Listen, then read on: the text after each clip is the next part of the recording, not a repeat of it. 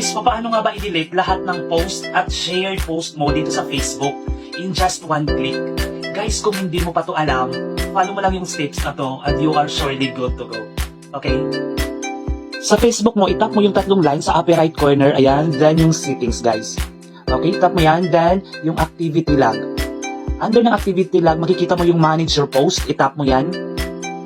Okay, guys, dito makikita mo lahat ng mga shared post mo.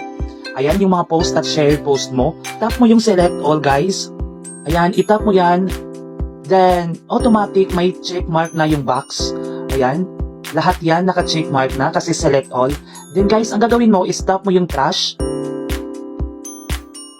Ayan, tap mo yan. Then, mararoute ka dito, guys. Item move to trash will be deleted after 30 days. So, tap mo lang yung yes. Ayan.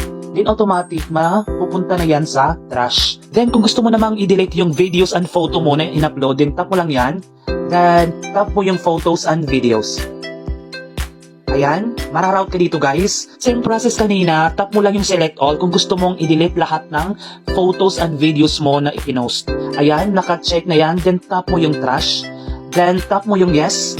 Items move to trash will be deleted after 30 days, guys. Then tap mo yung yes. Ayan, goods na yan, madidelete na yung mga item after 30 days.